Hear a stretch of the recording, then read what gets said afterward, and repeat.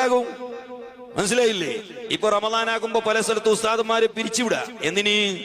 അയാള് മറ്റേത് പറഞ്ഞു, ഇത് പറഞ്ഞു. ഞാനൊരു കാര്യം ഓർമ്മപ്പെടുത്തുകയാണ് എന്റെ പ്രിയപ്പെട്ട സുഹൃത്തുക്കളെ. അള്ളാഹുവിന്റെ പള്ളികളിൽ ഉസ്താദുമാരെ അനാവശ്യമായി പിരിച്ചുവിടുന്ന ചില ഫിത്ന ഉണ്ടാക്കുന്ന ചില ആളുകളുണ്ട്.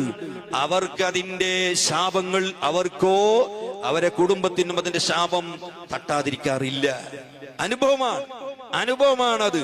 ഒരാളുടെ കണ്ണിൽ വേദന ഉണ്ടാക്കി, കണ്ണുനീര് വരുത്തി, മനസ്സ് വേദനിപ്പിച്ചുകൊണ്ട് അനാവശ്യമായ ഉസ്താദിന് ദീന് പറഞ്ഞതിന്റെ പേരിൽ പിരിച്ചുവിട്ടാൽ നിന്നെ കെട്ടിടാൻ റബ്ബുണ്ട് എന്ന കാര്യം നീ മറക്കണ്ട.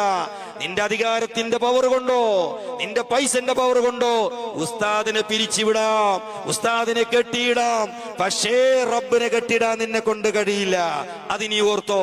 നിന്റെ പണം കൊണ്ട് പാവപ്പെട്ട ഉസ്താദിനെ, ഒരു 10,000 രൂപ ശമ്പളത്തിന് ജോലി ചെയ്യുന്ന പാവപ്പെട്ട ഉസ്താദിനെ കെട്ടിടാൻ നിന്നെ കൊണ്ട് കഴിയുമെങ്കിൽ റബ്ബിനെ കെട്ടിടാൻ നിന്നെ കൊണ്ട് കഴിയില്ലല്ലോ. നിന്നെ തന്നെ റബ്ബ് കെട്ടിയിടും. ഈ ഓർമ്മ നിനക്കുണ്ടാകണം. ഞാൻ ഓർമ്മപ്പെടുത്തുന്നത്, അള്ളാഹുവിന്റെ ദീന് പറയുന്നതിന് തൊട്ട്, സുന്നത്ത് ജമാഅത്ത് പറയുന്നതിന് തൊട്ട് ഒരാളും ഒരാളെയും തടുക്കണ്ട. അള്ളാഹുവിന്റെ ദീന് പറയട്ടെ. അത്